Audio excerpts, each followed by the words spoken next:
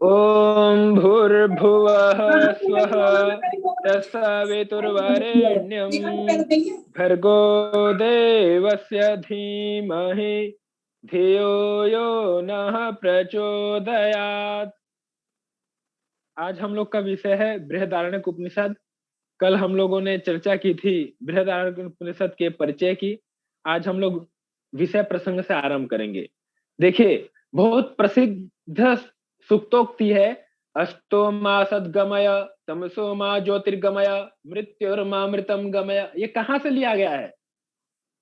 बोलिए, ये कहाँ से लिया गया है? ये जो है बृहदारण्यक उपनिषद से लिया गया बृहदारण्यक है। उपनिषद से। असत से हमें सत्य की ओर ले चलिए ना। इसको और विस्तार से जानिए। यहाँ पर कह रहे हैं, प्रस्तोता नामक ऋत्विज यज्ञ कर्म में सामगान प्रारंभ करने से पहले इन मंत्रों का जप करें। मतलब वेद ध्वनि वेद पाठ आरंभ होता है उससे पहले ये कह रहे हैं, अस्तो मा सद्गमय, तमसो मा ज्योतिर्गमय, मृत्युर्मामृतम गमय। अर्थात हमें असत से सत्य की ओर ले चलो। असत क्या है? असत है यह संसार, और सत्य कौन है? ईश्वर। इस संसार से हमें आप उस ईश्वर की ओर ले चलो। उसके बाद कह रहे हैं, तमसोमा ज्योतिर्गमय, अंधकार से हमें प्रकाश की ओर ले चलो। मतलब अविद्या से हमें विद्या की ओर ले चलो, ज्ञान की ओर ले चलो। और मृत्युर्मा अमृतम गमय, मृत्यु से हमें अमृतत्व की ओर ले चलो। Recording in progress. प्रस्तोता जब यह कहता है कि मुझे असत से सत की ओर ले चलो, तब उसका अभिप्राय होता है मृत्यु ही असत और अमृत ही सत्य है। मृत्यु क्या है? असत है, और अमृत ही सत्य है। जो प्रस्तोता वो कह रहा है, मुझे मृत्यु से बचाकर अमर कर दो, अमृत तत्व की ओर ले चलो। जब वह यह कहता है कि मुझे तमस से प्रकाशोन्मुख करो, तब उसका अभिप्राय होता है मृत्यु ही अंधेरा और अमृत ही प्रकाश है। मृत्यु क्या है? अंधकार है, और अमृत ही प्रकाश है। तो मुझे इस मृत्यु से अमर तत्व की ओर ले चलो, अमरत्व की ओर ले चलो। जब प्रस्तोता यह कहता है, प्रस्तोता मतलब गान करने वाला, जब यह कहता है कि मुझे मृत्यु से अमृत की ओर ले चलो, तो इस कथन में तो कुछ छुपी बात है ही नहीं, अर्थात कथन स्पष्ट ही है। अन्य स्रोतों में उद्गाता को अपने लिए अन्य पोषक तत्वों का उद्गान करना चाहिए। इन स्रोतों के द्वारा यजमान इच्छित भोगों की याचना करे। इस तथ्य को जानने वाला उद्गाता अपने या यजमान के निमित्त जिस वस्तु या भोग की कामना करता है उसी का उद्गान करता है। यह प्राण दर्शन समस्त लोगों को प्राप्त करने का साधन है। जो ज्ञानी इस साम को इस प्रकार से जानता है, उसे कुछ भी प्राप्त करने के लिए निराश होने की आवश्यकता नहीं है। यहाँ ये सार रूप में बता दे रहे हैं आपको कि अस्तो मा सद्गमय, तमसो मा ज्योतिर्गमय, मृत्युर्मामृतम गमय। असत से सत की ओर ले चलो, अंधकार से प्रकाश की ओर ले चलो, और मृत्यु से अमृतत्व की ओर ले चलो। ईश्वर से ऐसी प्रार्थना कर रहा है कौन? भक्त। भक्त ईश्वर से इस प्रकार की प्रार्थना कर रहा है। और ये कहाँ से लिया गया है? तो बृहदारण्यक उपनिषद से लिया गया है। अस्तो मा सद्गमय, तमसो मा ज्योतिर्गमय, मृत्युर्मामृतम गमय। इतना सार रूप में आपको जानना आवश्यक है। अब आपका जो विषय है, आत्मा और ज्ञान योग की अवधारणा। आत्मा क्या है और उस ज्ञान योग से कैसे संबंधित है, इसको हम अब विस्तार से समझेंगे। देखिए, बहुत आनंद देने वाली कथा है। सृष्टि का निर्माण कैसे हुआ, पुरुष और स्त्री की उत्पत्ति कैसे हुई, फिर वहां से प्रजा की उत्पत्ति कैसे हुई। बृहदारण्यक उपनिषद में भी इसका विस्तार से वर्णन है। तो आप सभी जानेंगे इस रहस्य को ना। बहुत ध्यान मग्न होकर के श्रवण करिए और इसका लाभ उठाइए। इसके लिए आपको अलग से उस बृहदारण्यक उपनिषद पढ़ने की आवश्यकता भी नहीं है। अभी जो आपको ये पीपीटी मिलेगी वो आपके लिए पर्याप्त रहेगी। तो आपको अलग से नोट्स बनाने की भी आवश्यकता नहीं है, न पुस्तक पढ़ने की आवश्यकता। इसमें पर्याप्त मैटर है, इसलिए बस इसको आप सुन लेंगे तो आपका काम हो जाएगा। इतना पर्याप्त है आप लोग के लिए। पुरुष के रूप में यह आत्मा, पुरुष के रूप में यह आत्मा सबसे पहले एकाकी ही था। चतुर्दिक दृष्टिपात करने पर उसने अपने से भिन्न कुछ भी नहीं पाया। जब जो आत्मा थी या परमात्मा जिसे कहते हैं, उसने चारों ओर देखा, कहा अरे मैं अकेला ही हूं, कोई है ही नहीं। उसके तब उसने कहा अहम अस्मि, मैं ही हूं केवल, और कोई है नहीं, मुझे कोई दिख ही नहीं रहा है। इसलिए उसे अहम संजक कहा जाता है। आप कहते हैं ना अहम मतलब मैं ही हूं और कोई है नहीं यहाँ। इसी कारण अभी भी बुलाए जाने पर कोई व्यक्ति पहले अयम अहम अर्थात यह मैं हूं कहने के बाद ही अपना अन्य नाम बतलाता है। पहले संस्कृत में कहते हैं अहम, मैं हूं, अयम अहम, मैं यह हूं, ऐसा व्यक्ति अपनी बात कहता है तब अपना नाम बताता है। असौ मननः, अयम मननः, इस प्रकार ये बोल रहे हैं। उस प्रजापति ने, जो कौन प्रजापति, परमात्मा, उस प्रजापति ने समस्त पापों को दग्ध कर दिया था, इसलिए वह पुरुष कहलाया। कह रहे हैं वो जो प्रजापति ब्रह्म है, उन्होंने तप करके, तपस्या करके अपने सभी पापों को दग्ध कर दिया, इसलिए उनको पुरुष संज्ञा दी गई है, पुरुष भी कहते हैं, है ना।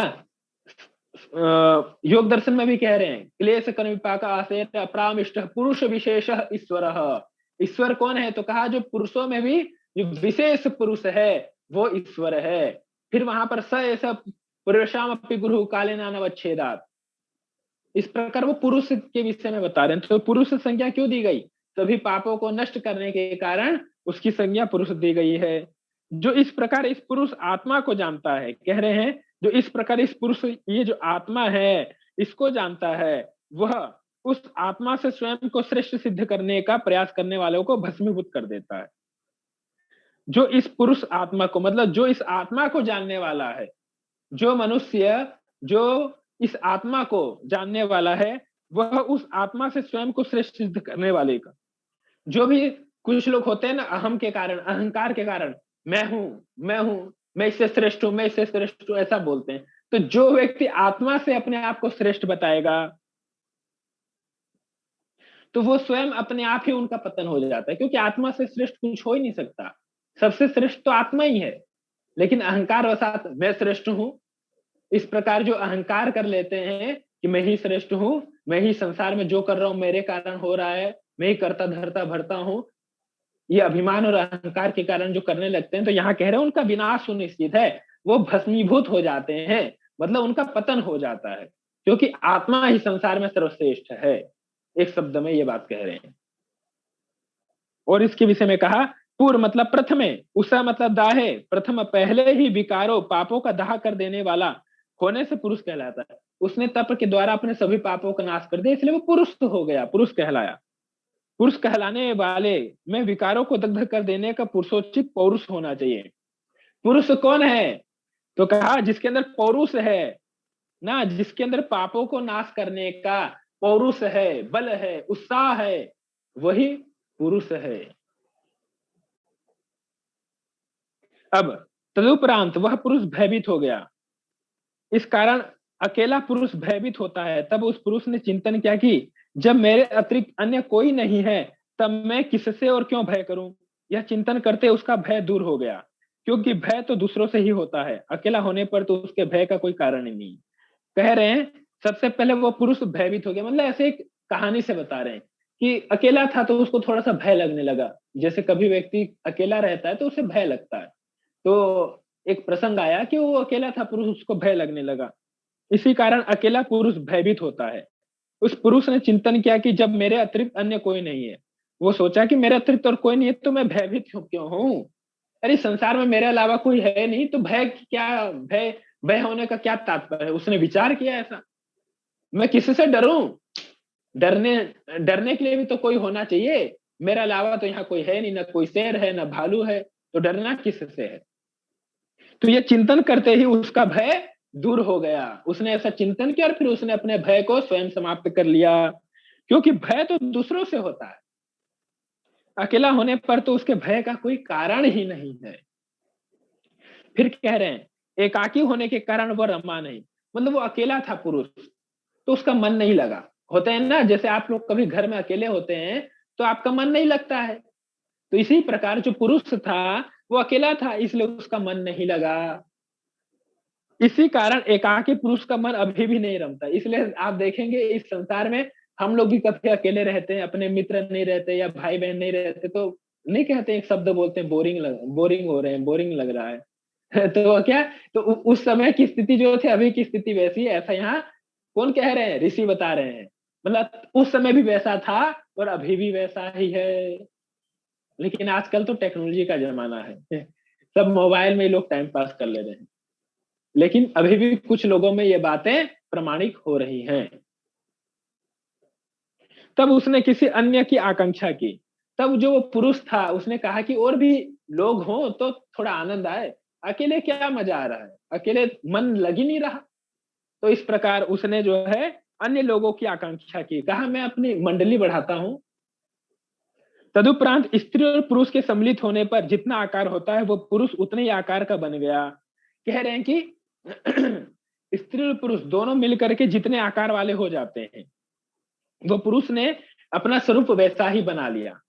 वो एक पुरुष था, लेकिन स्त्री और पुरुष मिलकर जितने आकार वाले हो रहे हैं ना दोनों, तो पुरुष ने अपना आकार उतना बड़ा बना लिया, कहा मैं इतना बड़ा बन जाता हूं। उसके बाद उसने अपने शरीर को स्त्री और पुरुष इन दो भागों में विभाजित कर दिया। ध्यान से सुनिए, उसी एक पुरुष ने अपने शरीर को दो भागों में विभाजित किया। आधा उसका जो शरीर है स्त्री वाला हो गया, आधा उसका शरीर पुरुष वाला हो गया। इसलिए तो कहते हैं एक ही शरीर में दोनों है। जो आपका राइट वाला भाग है वो पुरुष का है, जो लेफ्ट वाला भाग है वो स्त्री का है। उसी प्रकार जो जितनी स्त्रियां हैं उनका जो लेफ्ट वाला भाग है, जो बायां जो शरीर है वो स्त्री का ही है, और जो उनका दायां शरीर है वो पुरुष का है। उसने अपने शरीर को स्त्री और पुरुष इन दो भागों में विभाजित कर दिया, जिससे दोनों भाग परस्पर पति पत्नी हुए। इसलिए जब पति पत्नी होते हैं तो जो पुरुष है उसमें भी दोनों है और स्त्री में भी दोनों भाग है, तो दोनों एक दूसरे के पूरक हो जाते हैं ना। ये बात यहां कह रहे हैं, जिसने जिससे दोनों भाग परस्पर पति पत्नी हुए। ऋषि अज्जल का कथन है कि इसी कारण यह काया अर्ध ब्रिगल द्विदल अन्न के एक दल की भांति है। जैसे आप देखेंगे कि द्विदल वाला चावल आता है, एक ही दल होता है लेकिन वो दो टुकड़ों वाला होता है। तो इसी प्रकार कह रहे हैं पुरुष और स्त्री ये दो टुकड़े एक शरीर में हैं, मतलब आधा हिस्सा इनका पुरुष का है, आधा हिस्सा नारी का है। इसलिए एक ही शरीर में दोनों है। जैसे बायां कहते हैं ना पिंगला नाड़ी और ईड़ा नाड़ी, तो ईड़ा नाड़ी का प्राण का प्रभाव जहां है वो स्त्री है, और जो जहां पिंगला नाड़ी का प्राण का प्रभाव है वो पुरुष है। ये बात। अस्तु यह आकाश पुरुष का रिक्त भाग स्त्रीत्व से पूर्ण होता है। अब कह रहे हैं यह आकाश मतलब पुरुष का जो रिक्त भाग है, पुरुष के अतिरिक्त इस शरीर में जो भी रिक्त भाग है वो स्त्रीत्व से पूर्ण होता है। पुरुष और स्त्री के सम्मिलन से ही मनुष्यों की उत्पत्ति हुई। अब यहाँ क्या बता रहे हैं, मनुष्यों की उत्पत्ति कैसे हुई? तो कह रहे हैं पुरुष और स्त्री ये दोनों जब आपस में मिले तभी नीचे अन्य परंपरा विकसित हुई, अन्य मनुष्यों की उत्पत्ति हुई। उस स्त्री ने सोचा कि अपने ही शरीर से मुझे प्रकट करके, अब स्त्री क्या चिंतन कर रही है इसको समझिए। स्त्री सोच रही है कि अपने ही शरीर से मुझे प्रकट करके यह पुरुष मुझसे संपर्क क्यों करता है। मतलब ये जो स्त्री सोच रही है कि ये पुरुष अपने शरीर से मुझे प्रकट कर रहा है। पुरुष मतलब आत्मा, यहाँ आत्मा मतलब दो दो रूप है यहाँ, एक पुरुष एक स्त्री। तो ये पुरुष जो है मुझसे अपने मतलब अपने शरीर से ही मुझे उत्पन्न कर रहा है, फिर मेरे से संपर्क क्यों करता है। अच्छा हो मैं इससे बचने के लिए छिप जाऊं। अब स्त्री बोले मैं इससे बचने के लिए छिप जाती हूँ। अब तो उसने गौ का रूप धारण कर लिया। स्त्री ने सबसे पहले कौन सा शरीर धारण किया? तो गौ का शरीर धारण किया, गाय बनी। तब उस पुरुष ने तब पुरुष जो है वृषभ बन गया, बैल बन गया, जिससे गौ और बैल की उत्पत्ति हो गई। तदुपरांत उसने घोड़ी का शरीर, तब फिर स्त्री जो है छुपने के लिए, पुरुष से छुपने के लिए उसने घोड़ी का शरीर धारण कर लिया। तब पुरुष जो है अश्व बन गया, वो घोड़ा बन गया। फिर वह गर्दभी बन गई, फिर स्त्री जो है गर्दभी बन गई ना। फिर पुरुष जो है गर्दभ बन गया। अब संसार का विकास कैसे हो रहा है ये बता रहे हैं यहाँ पर। इससे एक खुर वाले पशुओं का प्रादुर्भाव, फिर बहुत सारे पशु आदि का निर्माण हुआ। फिर दोनों लिंग में पशु पक्षियों का निर्माण हुआ, पुरुष जाति में भी और स्त्री जाति में भी ना। मेल और फीमेल दो प्रकार के पक्षियों की, पशुओं की, जंतुओं की उत्पत्ति हुई। इसी आधार पर ये बता रहे हैं। तत्पश्चात वह बकरी बन गई और पुरुष बकरा बन गया। जब वह भेड़ी बन गई तो वह भेड़ा बन गया। इस प्रकार बकरी और भेड़ों की उत्पत्ति हुई। इसी प्रकार चींटी तक सभी जोड़े सहित इस प्रकार मिथुनों की रचना संपन्न हुई। इस प्रकार ये पूरी सृष्टि विकसित हुई। ये जो पूरी सृष्टि या पूरा ब्रह्मांड देख रहे हैं, इसी प्रकार इन दो भागों में विभाजित होकर के विस्तृत हुआ, विकसित हुआ। ऋषि यहाँ बहुत स्पष्टता से यह तथ्य प्रकट करते हैं कि विकासवाद के अनुसार अमीबा से धीरे धीरे विभिन्न प्रजातियों के प्राणियों की विकास की कल्पना उचित नहीं है। प्रथम चरण में आवश्यकता अनुसार जिस जिस रूप में प्रकृति अपने संकल्प से ढलती गई, उसी अनुरूप उसका पूरक पुरुष पक्ष भी संकल्प शक्ति से बना। उसके बाद मिथुनी सृष्टि का क्रम प्रारंभ हुआ। मतलब इसी प्रकार से पुरुष और स्त्री, ये दो प्रकार की मिथुनी सृष्टि बनी ना। जितने भी पशु पक्षी जो कुछ देखेंगे, इधर पुरुषवाचक इधर स्त्रीवाचक, इस प्रकार दोनों मैथुनी सृष्टि की रचना हुई। यह रचना करने के बाद प्रजापति रूप उस पुरुष को ज्ञान हुआ कि मैंने सबकी रचना की, इसलिए मैं ही सृष्टि हूँ। अब जो ब्रह्म थे, पर ब्रह्म थे, जो प्रजापति हैं, वो सोच रहे हैं मैंने ही सृष्टि की रचना की है, इसलिए मैं ही सृष्टि हूँ।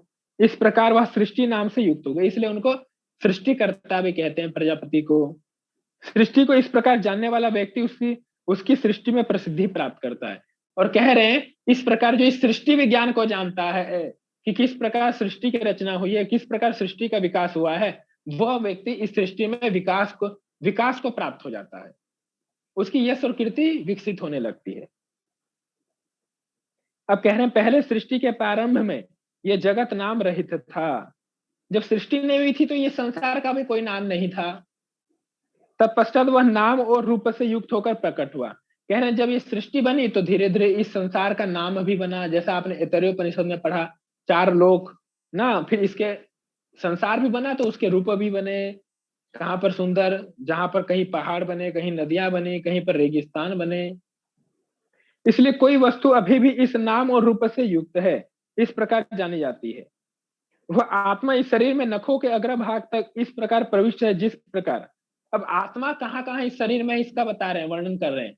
आत्मा इस शरीर में हर जगह व्याप्त है। और कैसे व्याप्त है तो कहा नखों के अग्रभाग तक। जैसे आप देख रहे हैं नाखून, नाखून का जो अग्रभाग है वो वो जैसे पूरे शरीर, मतलब नखों के अग्रभाग तक इस प्रकार प्रविष्ट है जिस प्रकार उस्तरे का फल काष्ठा में प्रविष्ट रहता है।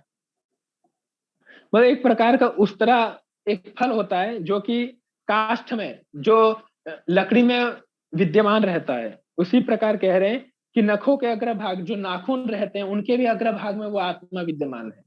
ऐसा नहीं कह सकते आपके यहाँ भी आत्मा निवास नहीं है, वहीं भी चेतना है। कोई आपके नाखून को काट दे तो आपको कष्ट होगा कि नहीं, दुख होगा कि नहीं। कोई आपके नाखूनों में कष्ट पहुंचाए, घात करे, चोट लगाए, कोई आपके पैर के अंगूठे के ऊपर बाल्टीन पटक दे तो आपको दुख होगा, कष्ट होगा, पीड़ा होगी कि नहीं। हो रहा है सुख और दुख का मतलब वहां भी चेतना है, वहां भी आत्मा का वास है, ये बता रहे हैं। और अग्नि अपने आश्रय वेदी अर्थात काष्ठ में स्थित रहती है। अग्नि, देखिए अग्नि किस में है, लकड़ी में है। लकड़ी को जलाएंगे तो उससे अग्नि प्रकट होगी। तो हम ऐसा कह सकते हैं जिस प्रकार लकड़ी में अग्नि है, उसी प्रकार हमारे शरीर में आत्मा है, किंतु उसे प्रत्यक्ष देख सकना किसी के लिए संभव नहीं। जिस प्रकार आप लकड़ी के अंदर आग देख सकते हैं क्या, आंखों से आप लकड़ी में आग है ऐसा देख पा रहे हैं? केवल स्थूल रूप से लकड़ी को ही देखेंगे आप, उसके अंदर अग्नि को नहीं देख पाएंगे। उसी प्रकार कह रहे हैं कि वो आत्मा अपूर्ण है, किंतु उसे प्रत्यक्ष देख सकना किसी के लिए संभव नहीं। वह आत्मा पूर्ण है, प्राणन क्रिया, श्वास प्रश्वास के कारण उसे प्राण, बोलने के कारण वाणी, देखने के कारण चक्षु, सुनने के कारण श्रोत्र, मनन करने के कारण मन कहते हैं। वह आत्मा अपूर्ण है। यहाँ कह रहे हैं वो आत्मा क्या है, अपूर्ण है। लेकिन वो श्वास प्रश्वास लेती है तो उसे हम प्राण कह देते हैं, बोलती है इसलिए उसे वाणी कह देते हैं, देखती है इसलिए उसे चक्षु कह देते हैं।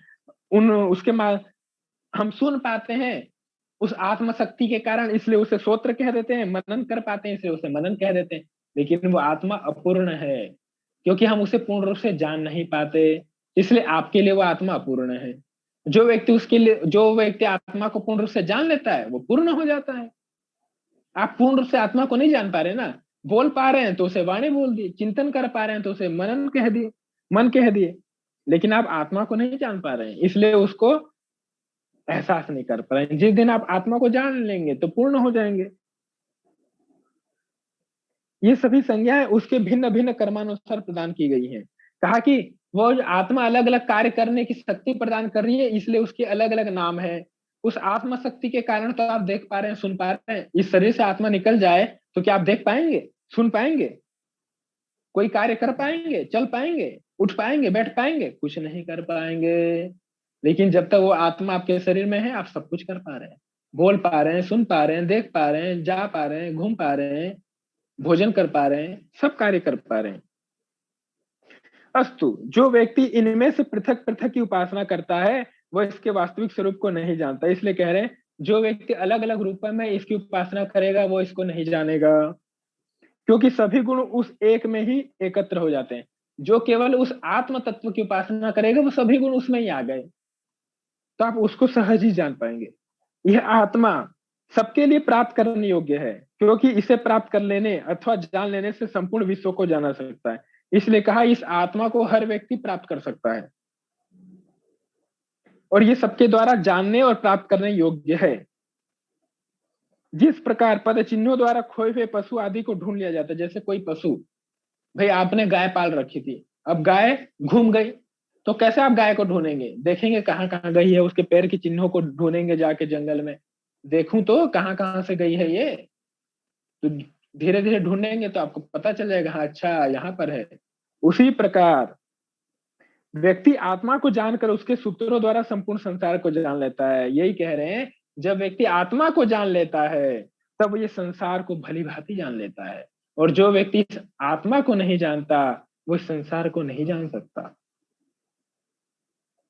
इस तथ्य को इस प्रकार जानने वाला और गहने जो इसको यथार्थ रूप में जानता है, जिसको ऐसा ज्ञान हो जाता है, वो संसार में कीर्ति को प्राप्त होता है। इस प्रकार यह आत्मा पुत्र से भी अधिक प्रिय। अब देखिए बहुत महत्वपूर्ण बात कह रहे हैं यहाँ पर, इसी कह रहे हैं इस प्रकार ये जो आत्मा है पुत्र से भी अधिक प्रिय है, संपदा से भी अधिक प्रिय है, और अन्य सभी से भी अधिक प्रिय है। शरीर के अंदर स्थित आत्मा से भिन्न वस्तु को यदि कोई अधिक प्रिय समझता है, यदि कोई आत्मा से भिन्न, आत्मा से अलग अन्य किसी वस्तु को यदि अपने से बहुत प्रिय समझता है, तो मानो अपने अंतरात्मा को ही खो देता है।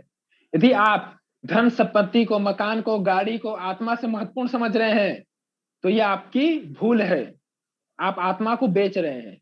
एक शब्द में यहाँ ऋषि यही बात कह रहे हैं, आप आत्मा को बेच रहे हैं। क्योंकि सबसे अधिक पावरफुल इस संसार में कौन है? आत्मा, जो आपके अंदर बैठा हुआ है। जिस दिन वो गया ऊपर तो न आपके गाड़ी काम आएंगे, न मकान, न धन, न संपत्ति, न पति, न पुत्र, न स्त्री, और न माता पिता, कोई काम के नहीं आएंगे। जब तक ये आपके अंदर आत्मा बैठी है तब तक ये सब सगे संबंधी, मित्रगण और धन संपत्ति, गाड़ी, बंगला, मकान सब कुछ है। और जिस दिन ये आत्मा निकल गई उस दिन ये सब कुछ धरे के धरे रह जाएंगे। तो इसलिए क्या कह रहे हैं यहाँ? कह रहे हैं इसलिए आपको अपनी अंतरात्मा को जानना चाहिए। और यदि आप अंतरात्मा, अपनी अंदर आत्मा से अधिक महत्वपूर्ण यदि आप और किसी को समझ रहे हैं ना, अपने धन को समझ रहे हैं, अपनी संपत्ति को समझ रहे हैं, मकान को समझ रहे हैं, गाड़ी को समझ रहे हैं, या इस चीज का अभिमान कर रहे हैं, तो एक न एक दिन ये भी नाश नष्ट हो जाएंगे। जब आप इस संसार को छोड़ के जाएंगे तो ये कोई चीज किसी काम की नहीं है। इसलिए किसी अपनी वस्तु पर अभिमान नहीं करना चाहिए, इससे हमें यही ज्ञान प्राप्त होता है। इसलिए कह रहे हैं आप अपने शरीर को भी यदि ज्यादा महत्व दे रहे हैं, तो आत्मा को यदि कम महत्व दे रहे हैं, तो ये भी आपके लिए ठीक नहीं है। क्योंकि शरीर भी यहीं का यहीं रह जाता है, वो भी उसको जला दिया जाता है। मरने के बाद शरीर को चार लोग उठा के जाते हैं, शमशान में जला देते हैं, और आत्मा निकल जाती है, परलोक को चले जाती है। इसलिए उस आत्मा की उपासना करो, अपनी आत्म शक्ति को बढ़ाओ, आत्मा को जानो। आत्मा वरे द्रष्टव्यो, श्रोतव्यो, मंतव्यो, निधिध्यासितव्य। कहा आत्मा ही जानने योग्य है, मनन करने योग्य है, निधि ध्यासन ध्यान करने योग्य है, साक्षात्कार करने योग्य है। जो साधक आत्म तत्व को सर्वाधिक प्रिय मानकर उसकी उपासना करता है वह कभी नहीं मरता, अमर हो जाता है। कहा कौन व्यक्ति अमर होता है? तो कहा जो व्यक्ति इस आत्म तत्व को सर्वाधिक प्रिय मानकर उसकी उपासना करता है, जो आत्मा की उपासना करता है। ना, वो व्यक्ति अमरत्व को प्राप्त हो जाता है, अमृतत्व को प्राप्त हो जाता है, मृत्युंजयी हो जाता है, मृत्यु पर विजय प्राप्त कर लेता है, ऐसा कह रहे हैं। देखिए सबसे पहले ब्रह्म, अब यहाँ सृष्टि बता रहे हैं किस प्रकार विकसित हुई। अब देखिए ब्राह्मण वैश्य क्षत्रिय शूद्र आदि का निर्माण कैसे हुआ, यहाँ ये बता रहे हैं। सबसे पहले ब्रह्म, ब्राह्मण वर्ण ही था। इस संसार में सबसे पहले कौन था, तो कहा ब्राह्मण वर्ण था ना। जो ब्रह्म को जानते थे वही थे, ब्रह्म के उपासक लोग सब ब्राह्मण ही थे। किंतु एकाकी होने के कारण वह अपनी वृद्धि करने में समर्थ न हो सका। केवल ब्राह्मण लोग थे तो वो अकेले थे, इसलिए वो वृद्धि को प्राप्त नहीं हो पाए। तो कहा अस्तु, उसने क्षत्रिय वर्ण का सृजन किया, ब्राह्मण ने फिर से क्षत्रिय वर्ण का सृजन किया। देवों में वरुण इंद्र सोम रुद्र पर्जन्य मृत्यु यम और ईशान, ये सभी क्षत्रिय हुए। अब देवताओं की भी कोटि है, जितने देवता आप संसार में देखेंगे ना, 33 देवता हैं। कुल कितने देवता है संसार में, बताइए एक शब्द में। 33 देवता हैं कुल ना। मैंने एक भेजा था स्क्रीन शॉट भेजा था, स्टेटस में भी लगाया था। कुल 33 देवता अलग अलग प्रकार के। तो जो 33 देवता हैं उनका 4 विभाजन है। उसमें से कुछ देवता जो हैं ब्राह्मण वर्ण वाले हैं, कुछ देवता क्षत्रिय वर्ण वाले हैं, कुछ देवता वैश्य वर्ण वाले हैं। तो यही ये बात यहाँ कह रहे हैं। देवों में कुछ वरुण हैं, जो क्षत्रिय वर्ण वाले देव कौन कौन से हैं, तो कहा वरुण, वरुण मतलब जल देवता, इंद्र देवता, सोम देवता, रुद्र देवता, पर्जन्य देवता और मृत्यु देवता, यम देवता और ईशान देवता। ये जितने देवता हैं ये क्षत्रिय वर्ण वाले हैं, इसलिए क्षत्रिय सर्वोत्कृष्ट है। इसी कारण रासूय यज्ञों में ब्राह्मण भी क्षत्रिय से नीचे आसीन होकर उसकी क्षत्रिय की उपासना करता था। इसलिए जब राजसूय यज्ञ होते थे, बड़े बड़े जो राजसूय यज्ञ होते थे, तब ब्राह्मण भी उस क्षत्रिय की पूजा किया करते थे। ये बात यहाँ बता रहे हैं। कुछ कुछ जगह क्षत्रिय को श्रेष्ठ माना है, कुछ कुछ जगह ब्राह्मणों को श्रेष्ठ माना है। भाई देश की रक्षा कौन करेगा, क्षत्रिय करेंगे। देश में ज्ञान का विस्तार कौन करेंगे, ब्राह्मण करेंगे। इसलिए दोनों ही पूजनीय हैं, दोनों ही श्रेष्ठ हैं। वह ब्रह्म ब्राह्मण क्षत्रिय की ही योनि है। अब वो जो ब्रह्म ब्राह्मण जो है वो क्या है, क्षत्रिय की योनि है। मतलब एक योनि होती है हर एक व्यक्ति की। जैसे आप जब ज्योतिष पढ़ेंगे या कुंडली देखेंगे तो उसमें योनि होती है, कौन किस योनि का है। तो यहाँ कह रहे हैं जो ब्राह्मण है वो क्षत्रिय की ही योनि के हैं। अतः यद्यपि रासुरी यज्ञ के क्रम में क्षत्रिय उत्कृष्ट है, तो भी यज्ञ के पश्चात वह ब्राह्मण का ही आश्रय ग्रहण करता था। कहा राजसूय यज्ञ में क्षत्रिय श्रेष्ठ है, लेकिन वो आश्रय किसका ग्रहण करता था, तो कहा ब्राह्मण का ही करता था, क्योंकि ब्राह्मण ही हवन कराएंगे, क्षत्रिय तो हवन करा नहीं सकते। इसलिए वो ब्राह्मण का ही आश्रय ग्रहण करता था। जो क्षत्रिय ब्राह्मण को हिंसित करता है, और वो अंतिम में पैर भी ब्राह्मण के छूता था क्षत्रिय। इसलिए दोनों अपनी अपनी जगह श्रेष्ठ हैं, ऐसी बात कर रहे हैं। जो क्षत्रिय ब्राह्मण को हिंसित करता है, अब कह रहे हैं जो क्षत्रिय ब्राह्मण का तिरस्कार करता है या ब्राह्मण को अपमानित करता है या ब्राह्मण को हिंसा करता है, वह अपनी ही योनि को विनष्ट कर रहा है। ऐसा मानना चाहिए कि वो अपना ही नाश कर रहा है। अपनी योनि को मतलब वो अपना ही नाश कर रहा है एक प्रकार से। वो अपने श्रेष्ठ आधार की हिंसा करने वाला व्यक्ति, और वो अपने श्रेष्ठ आधार की हिंसा करने वाला व्यक्ति पापी, बड़ा पापी या पाप करने कर्म का आधार बन जाता है। इसलिए किसी की संसार में निंदा नहीं करनी चाहिए। यदि आप क्षत्रिय हैं और ब्राह्मण की हिंसा कर रहे हैं, निंदा कर रहे हैं, तो वो आपका ही अपमान है। और ब्राह्मण यदि क्षत्रिय की हिंसा कर रहा है तो वो अपना अपना ही अपमान कर रहा है। दोनों एक दूसरे के पूरक हैं, ऐसा बता रहे हैं। प्रारंभ में सभी ब्रह्मनिष्ठ ब्राह्मण जैसा जीवन जीते थे। जब ये सृष्टि मूल में थी तब सभी ब्राह्मण थे, सभी तपस्वी थे, सभी वेदज्ञ थे, वेद को शास्त्रों को जानने वाले थे। समाज बढ़ा, जैसे ही समाज का विस्तार होता गया, समाज बढ़ता गया, तो रक्षा करने वालों की आवश्यकता पड़ी। भाई जैसे समाज, जैसे परिवार बढ़ता है तो चोरी का डर रहता है, तो बड़े बड़े परिवारों में सुरक्षा के लिए अलग अलग लोग उपस्थित करवा देते हैं। जैसे घर की सुरक्षा हो, चौकीदार बैठा देते हैं। तो उसी प्रकार जैसे ही ये समाज बढ़ता गया, देश और राष्ट्र बढ़ते गए, तो समाज को एक रक्षा करने वालों की आवश्यकता पड़ी। भाई देश की रक्षा कौन करेगा, तो इसलिए क्षत्रिय वर्ग की आवश्यकता हुई, रक्षक वर्ग की आवश्यकता हुई। क्षत्रिय का विकास उन्हीं ब्रह्मनिष्ठों के बीच से किया गया। उसमें से जो लोग कहे कि मैं देश की रक्षा करूंगा, वही ब्राह्मण लोगों में से कुछ लोग ऐसे हुए जो कहे कि मैं देश की रक्षा करूंगा, जो आगे निकल के आए देश की रक्षा के लिए, उनको क्षत्रिय वर्ग में सम्मिलित कर दिया गया। अब यहाँ वर्ण विभाजन बता रहे हैं, कैसे वर्ण का विभाजन हुआ। तो कहा पहले सभी ब्राह्मण थे, सृष्टि के मूल में सभी ब्राह्मण थे, उनमें से जो लोग कहे कि मैं देश की रक्षा करूंगा, मैं समाज की रक्षा करूंगा, मैं परिवार की रक्षा करूंगा, ऐसे जो लोग सोच करके आगे निकल के आए वो क्षत्रिय वर्ण वाले हो गए, और रक्षण कार्य के संदर्भ में उन्हें सर्वश्रेष्ठ माना जाता है। देश की रक्षा करने में, समाज की रक्षा करने में उनको सर्वश्रेष्ठ माने जाना लगा। हाँ। अब यहाँ बता रहे हैं वो ब्राह्मण, आवाज नहीं, म्यूट करिए अपना। वह ब्राह्मण क्षत्रिय का सृजन करने के बाद भी अपनी वृद्धि में सक्षम नहीं हुआ। वह ब्राह्मण क्षत्रिय का सृजन करने के बाद भी अपनी वृद्धि में सक्षम नहीं हुआ। मतलब कह रहे हैं वो जो ब्राह्मण है, क्षत्रिय का सृजन करने के बाद भी वो एक जगह सीमित हो गया, उसका विस्तार नहीं हुआ। तब उसने वैश्य वर्ण का सृजन किया। उस ब्रह्म ने ही फिर किसका सृजन किया, तो कहा वैश्य वर्ण का सृजन किया उसी ब्रह्म ने। और वसु, रुद्र, आदित्य, विश्वदेवा और मरुत, ये समस्त देवगण वैश्य कहलाते हैं। ये इतने देवता ये भी वैश्य वर्ण के अंतर्गत आते हैं। कौन कौन से देवता, वसु देवता, रुद्र देवता, आदित्य देवता, विश्वदेवा देवता, मरुत देवता, ये जितने देवता हैं ये भी वैश्य वर्ण वाले हैं।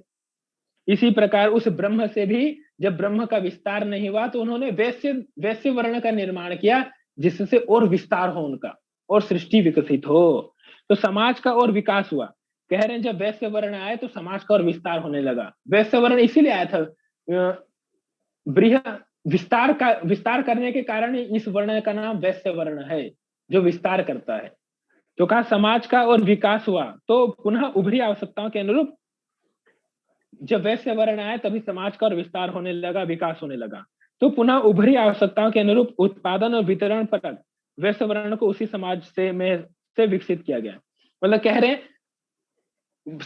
श्रीमद् भगवद गीता में भगवान श्री कृष्ण कह रहे हैं ना, वैश्य वर्ण कौन है, तो कहा कृषि गोरक्ष वाणिज्यम वैश्य कर्म स्वभावजम, जो कृषि कर रहे हैं, गोरक्षा कर रहे हैं और अलग अलग प्रकार का व्यापार कर रहे हैं, वाणिज्य कर रहे हैं, वो सभी वैश्य वर्ण के अंतर्गत आते हैं। किसी गोरक्ष वाणिज्यम वैश्य कर्म स्वभावजम। तो इसी प्रकार कह रहे हैं जब समाज और विकास को प्राप्त हुआ तब कृषि करने वालों की आवश्यकता हुई, गोरक्षा करने वालों की आवश्यकता हुई। तो उसमें से ही निकल के कुछ लोग आए जो कहे नहीं मैं कृषि करूंगा, मैं गोरक्षा करूंगा, मैं जो है अलग अलग प्रकार के व्यापार को करूंगा, जिससे से समाज में अलग अलग जो आवश्यकताएं थी उनको फुलफिल कौन करेगा। भाई आपको नमक चाहिए, हाँ गेहूं चाहिए, चावल चाहिए, कौन प्राप्त कराएगा। अब जो ब्राह्मण है वो तो ज्ञान देने में लग गए, जो क्षत्रिय है वो तो देश की रक्षा करने में लग गए, तो ये कार्य कौन करेगा। तो उन्हीं लोगों में से कुछ लोग निकल के आए, कहे नहीं मैं सभी को चावल गेहूं उपलब्ध करवाऊंगा, दाल उपलब्ध कराऊंगा। जो अलग अलग प्रकार का बिजनेस करने लगे, व्यापार करने लगे, लोगों को अलग अलग सामग्री उपलब्ध कराने लगे, वो वैश्य वर्ण के अंतर्गत आ गए ना। तो इस प्रकार उत्पादन और वितरण पर कार्य जिनका हुआ वो वैश्य वर्ण में है। इस प्रकार कह रहे इस प्रकार समाज विकसित हुआ। इसके अनंतर अर्थात क्षत्रिय और वैश्य की रचना के बाद भी वह ब्रह्म प्रविद्ध न हो सका। उसने कहा अभी भी मेरा जितना विकास होना चाहिए उतना विकास नहीं हुआ है, अभी भी पूर्ण विकास मेरा बाकी रह गया है। तो तब उसने शूद्र वर्ण की रचना की, तब उस ब्रह्म ने फिर से शूद्र वर्ण की रचना की। कहा मैंने क्षत्रिय वर्ण बनाया, वैश्य वर्ण बनाया, लेकिन अभी भी पूरा विकास नहीं हुआ है जितना समाज का होना चाहिए, राष्ट्र का होना चाहिए। तब उन्होंने अंतिम में शूद्र वर्ण भी बनाया। शूद्र के देवता कौन है, शूद्र वर्ण के देवता कहा पूषा देवता हैं। पूषा देवता शूद्र वर्ण के हैं। जो पूषा देवता आप जानते हैं, अलग अलग देवताओं का अलग अलग महत्व है शास्त्रों में। तो कहा जो पूषा देवता है वो शूद्र वर्ण के देवता हैं। यह पृथ्वी माता भी पूषा है, ये पृथ्वी माता को भी पूषा कहा गया है। क्यों, क्योंकि पृथ्वी माता को भी शूद्र कहा गया है। क्यों, क्योंकि ये सबकी सेवा करती है, इसलिए यह भी शूद्र है। इसलिए संसार में किसी को तुच्छ नहीं समझना चाहिए, किसी को निम्न नहीं समझना चाहिए। इस संसार में सभी का अपना महत्व है, यही बात यहां से हमें पता चलती है। स्वयं पूषा देवता भी शूद्र है, पृथ्वी माता भी शूद्र है, क्योंकि वो सबका पोषण कर रही है। भाई पृथ्वी से ही तो आप अन्न जल प्राप्त करते हैं। जो आप अन्न खा रहे हैं वो कहाँ से प्राप्त हो रहा है आपको? पृथ्वी माता से प्राप्त हो रहा है। और पृथ्वी माता कौन है? शूद्र है। तो इसलिए कहा पृथ्वी से आपको अन्न जल सब कुछ प्राप्त हो रहे हैं, और यदि आप एक दिन अन्न न खाएं तब भूखे प्यासे मर जाएंगे। तो यही बात कह रहे हैं। इसलिए पृथ्वी माता भी पूषा देवता है, क्योंकि यह समस्त प्राणियों का पोषण करने वाली है, तो इनको भी शूद्र कोटि में रखा गया है। जो इस संसार में दूसरों का पालन कर रहा है वो शूद्र है। शूद्र मतलब सेवा करने वाला। भाई माता पिता बच्चे की सेवा करते हैं, तो माता पिता बच्चे के लिए शूद्र है। शूद्र मतलब सेवा करने वाला। जो आपकी सेवा करे वो शूद्र है। शूद्र मतलब जो आपकी सेवा कर रहा है। आप जैसे गुरु की सेवा कर रहे हैं तो आप शूद्र हैं। हर व्यक्ति एक दूसरे की सेवा कर रहा है, तो वहां पर वो व्यक्ति शूद्र है, ऐसा अर्थ लेना चाहिए। इसलिए यहां पर कोई बड़ा नहीं है, कोई छोटा नहीं है, सब एक प्रकार के हैं, सब एक कोटि के हैं। किसी में किसी प्रकार का कोई भेदभाव नहीं है। ये बात हमें उपनिषदों से पता चलती है। इतने ब्राह्मण क्षत्रिय वैश्य और शूद्र वर्णों का सृजन करने पर भी वह ब्रह्म प्रविध सृष्टि कर्म का विस्तार नहीं हुआ। अब देखिए, अब ब्रह्म ने 4 वर्ण तो बना दिए। कौन कौन से? ब्राह्मण वर्ण बनाए, क्षत्रिय वर्ण बनाए, वैश्य वर्ण बनाए, शूद्र वर्ण बनाए। तब भी वो कह रहे हैं कि सृष्टि का विकास नहीं हुआ। तभी वो जैसी सृष्टि चाहते थे, जैसा विस्तार चाहते थे, वैसी सृष्टि का विस्तार नहीं हुआ। तब उसने श्रेय स्वरूप उस धर्म की उत्पत्ति की। जो धर्म है, जो सबको धारण करता है, उसकी उत्पत्ति हुई। तब उन्होंने अपने तेज से इस धर्म की उत्पत्ति की। धर्म ही क्षत्रिय शासकों का भी छत्र शासक रक्षक है। इसलिए कहने जो धर्म है, जिसको आप सनातन धर्म कहते हैं, वो जो धर्म है वो क्षत्रियों का शासक है, रक्षक है। इसलिए हर व्यक्ति धर्म की पूजा करता है। चाहे ब्राह्मण हो, ब्राह्मण का जो अपना धर्म है वो अपने धर्म की पूजा करता है। वेदों का अध्ययन करना। ब्राह्मण का धर्म क्या है? अध्यापनम, अध्ययनम, यजनम, याजनम तथा। श्रीमद् गीता में भगवान श्री कृष्ण कह रहे हैं ब्राह्मण का धर्म क्या है? अध्यापन करना, अध्ययन करना, और यजनम याजनम तथा। यजन और याजन करना, यज्ञ करना और कराना, यह ब्राह्मण का धर्म है। और जो ये कार्य करे वो ब्राह्मण है। सीधी सी बात। जो अध्यापन, आवाज नहीं बाहर से, म्यूट करिए अपना। एक बार सुनने से आप लोग नहीं समझते हैं, बार बार बाहर से आवाज आती है। कक्षा के समय आप लोग को डिस्टर्ब करना होता है। जो व्यक्ति समाज में ज्ञान का विस्तार करे वो ब्राह्मण है। जो व्यक्ति एक दूसरों को पढ़ाए वो ब्राह्मण है। जो व्यक्ति अध्ययन और अध्यापन का कार्य कराए वो ब्राह्मण है। केवल ब्राह्मण जाति से नहीं, ब्राह्मण कर्म से बनता है। यदि आप आज किसी को पढ़ा रहे हैं तो आप ब्राह्मण हैं। आप ज्ञान दे रहे हैं तो आप ब्राह्मण हैं। आप देश की रक्षा कर रहे हैं तो आप क्षत्रिय हैं। आप दूसरों को जो उपलब्ध सामग्री चाहिए वो सामग्री उपलब्ध करा रहे हैं तो आप वैश्य हैं। और आप यदि किसी की सेवा कर रहे हैं, माता पिता की, गुरुजनों की, किसी की भी सेवा कर रहे हैं, या समाज के प्राणियों की सेवा कर रहे हैं, तो आप शूद्र हैं। ये बात जाननी आवश्यक है। इतना महत्वपूर्ण विषय चल रहा है और आप लोग अपना माइक खोल लेते हैं। इसलिए यहां कह रहे हैं धर्म ही क्षत्रिय शासकों का भी छत्र शासक रक्षक है। इसलिए ब्राह्मण का अपना धर्म है, क्षत्रिय का अपना धर्म है। क्षत्रिय का धर्म क्या है? देश की रक्षा करना। और जो देश की रक्षा करे वो क्षत्रिय है, चाहे वो किसी जाति में उत्पन्न हुआ हो, कहीं पर उत्पन्न हुआ हो। जो इस देश की रक्षा करेगा वो क्षत्रिय होगा। अवश्य। अस्तु धर्म से श्रेष्ठ कुछ भी नहीं। राजा की तरह बलहीन व्यक्ति भी धर्म की शक्ति से अधिक बल संपन्नों पर नियंत्रण करने में सक्षम होता है। राजा की तरह बलहीन व्यक्ति भी, क्या कह रहे हैं? राजा की तरह बलहीन व्यक्ति भी धर्म की शक्ति से अधिक बल संपन्नों पर नियंत्रण करने में सक्षम होता है। कह रहे हैं जिसके पास धर्म है उसकी ही विजय है। कह रहे हैं ना, यतो धर्म ततो जय। और धर्म नहीं है तो विजय नहीं है। आप किसी पर कोई नियंत्रण नहीं कर सकते। इसलिए ब्राह्मण का अपना धर्म है, क्षत्रिय का अपना धर्म है, वैश्य का अपना धर्म है, और शूद्र का अपना धर्म है। सभी को अपने अपने धर्म का पालन करना चाहिए और हर व्यक्ति को चारों धर्म का पालन करना चाहिए। आवश्यकता पड़ने पर वो ज्ञान से लोगों की सेवा करे, आवश्यकता पड़ने पर वो अपने पराक्रम से देश की सेवा करे, परिवार और समाज की सेवा करे, आवश्यकता पड़ने पर जिसको जो सामग्री चाहिए वो उपलब्ध कराए और आवश्यकता पड़ने पर वो अपने गुरुजनों की, माता पिता की सेवा करे, समाज की सेवा करे। इसलिए एक व्यक्ति में ही ये चारों वर्ण निहित है और जिस समय जिस कार्य की आवश्यकता है वो उसी कार्य को निष्पादित करे, उसी वर्ण में स्थिर होकर के। ये हमारे समाज का विधान होता था, राष्ट्र का विधान होता था। आज तो कौन से नियम कानून चल रहे हैं जो इतने जाति, इतने मजहब और इतने वर्णों में विभाजन हो गया देश का। इसलिए हमारा देश कभी कर्म से पूजा जाता था, कर्म से यहाँ पर ब्राह्मण, क्षत्रिय, वैश्य और शूद्रों की पूजा होती थी।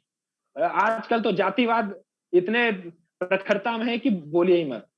ये हमारे उपनिषद सिखा रहे हैं हमें कि कर्म से व्यक्ति महान होता है, कर्म से वो ब्राह्मण, कर्म से क्षत्रिय, कर्म से वैश्य और कर्म से शूद्र होता है और उसके कर्म से ही उसकी पूजा होती है। इसलिए महाराज मनु भी मनुस्मृति में कह रहे हैं, जन्मना जाते शूद्रः संस्कारात् द्विज उच्यते। जिस व्यक्ति में जो कर्म का सामर्थ्य होता है, जो कर्म से जो पराक्रम अर्जित करता है, वो व्यक्ति उसी वर्ण का है, ऐसा जानना चाहिए। इसलिए संस्कार से उसका दूसरा जन्म होता है, ऐसा मानना चाहिए। ठीक है। ब्राह्मण, क्षत्रिय, वैश्य और शूद्र ये चार वर्ण हैं। इन वर्गों का रचयिता ब्रह्म देवताओं में अग्नि रूप से श्रेष्ठ ब्राह्मण हुआ। मतलब वो ब्रह्म ही, जिससे ये सृष्टि बनी है, वही ब्रह्म ही इस चारों वर्ण के रचयिता है। वो ब्रह्म मनुष्य में ब्राह्मण रूप में ब्राह्मण, क्षत्रिय रूप में क्षत्रिय, वैश्य रूप में वैश्य और शूद्र रूप में प्रकट है। मतलब वो जो ब्रह्म है, वो जो परमात्मा है, इन चारों वर्णों में, चारों वर्ण रूप में विद्यमान है। ऐसा आप नहीं कह सकते कि किसी वर्ण में वो परमात्मा नहीं है। चारों वर्ण में परमात्मा है। ब्राह्मणों में ब्राह्मण के रूप में परमात्मा है, वैश्यों में वैश्यों के रूप में परमात्मा है, क्षत्रियों में क्षत्रियों के रूप में परमात्मा है और शूद्रों में शूद्रों के रूप में परमात्मा है। इसलिए आप किसी वर्ण को उच्च और किसी वर्ण को नीच नहीं कह सकते हैं। सभी समवर्ण के हैं, कोई यहाँ पर उच्च नहीं और कोई नीच नहीं है। ऐसी बात उपनिषद कह रहे हैं। इसी कारण अग्निहोत्रादि धर्म कृत्य करके मनुष्य देवों से कर्म फल की इच्छा करता है। इसलिए कोई भी हवन कर सकता है, ऐसा नहीं कि केवल वही हवन करेगा। और हर व्यक्ति जो जो कर्म करेगा उसको वो फल मिलेगा, ये बात यहाँ कर रहे हैं। क्योंकि ब्रह्म इन्हीं दो रूपों में अभिव्यक्त होता है। स्वलोक अथवा अपने आत्मा का ज्ञान प्राप्त करना चाहिए, अन्यथा अपने लोक और परलोक का सुधार असंभव है। यह कह रहे हैं अपने आत्मा का ज्ञान प्राप्त करना चाहिए। इसलिए हर व्यक्ति को अपनी आत्मा का ज्ञान प्राप्त करना चाहिए। मतलब आप में क्या सामर्थ्य है ये जानिए। आप क्या कार्य कर सकते हैं। आप ब्राह्मण बनकर समाज को ज्ञान दे सकते हैं तो आप ब्राह्मण बनिए। आप क्षत्रिय बनकर देश की सेवा कर सकते हैं, सैनिक बनकर तो सैनिक बनिए, क्षत्रिय बनकर देश की सेवा करिए। आप बिजनेसमैन बनकर समाज की सेवा कर सकते हैं तो एक अच्छे वैश्य बनिए, बिजनेसमैन बनिए। और शूद्र बनकर लोगों की सेवा कर सकते हैं तो शूद्र बनिए। आप में क्या सामर्थ्य है, आप अपने सामर्थ्य को देखिए और फिर उसी प्रकार से समाज और राष्ट्र की सेवा करिए। ये बात कह रहे हैं। ऐसे व्यक्ति का पुण्य भी व्यर्थ हो जा, कहा अपने, अन्यथा अपने लोक और परलोक का सुधार असंभव। कहा जो व्यक्ति आत्मज्ञान प्राप्त नहीं करता, अपने अंदर निहित सामर्थ्य को नहीं जानता है, उस व्यक्ति का संसार में कुछ नहीं हो सकता। जिसने आत्मज्ञान प्राप्त नहीं किया, आत्मा के उपासक के पुण्य कृत्य सब कभी क्षीण नहीं होते। इसलिए कह रहे हैं जो व्यक्ति आत्मज्ञान प्राप्त नहीं करता उसका विनाश सुनिश्चित है, और जो व्यक्ति आत्मज्ञान प्राप्त कर लेता है, स्वयं को जान लेता है, वो इस संसार में सब कुछ प्राप्त कर लेता है, उसकी सभी मनोकामनाएं पूर्ण होती हैं। ऐसा यहाँ पर ये बता रहे हैं। बहुत विस्तार है। आज इतना ही रखते हैं, कल लेंगे बाकी की कक्षा। ठीक है। मतलब 16 नंबर स्लाइड तक हुआ है, आप लोग भी याद रखिए, हम भी याद रखते हैं। अब आप लोग का कोई प्रश्न रहे तो उन प्रश्नों को हम लेंगे। बोलिए।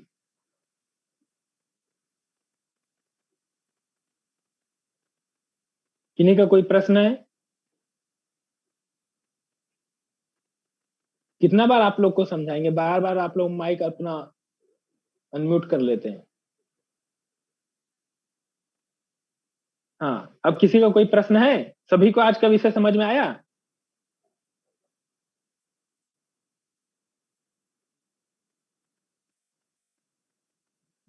चलिए बढ़िया है। हाँ भाई, सबको अनम्यूट कर दीजिए, जिनको जो कुछ पूछना हो पूछ सकते हैं। पढ़ाते समय हम सभी को म्यूट करवा देंगे, नहीं तो आप लोग डिस्टरबेंस करते रहते हैं बीच बीच में। विकास जी, अनुजा जी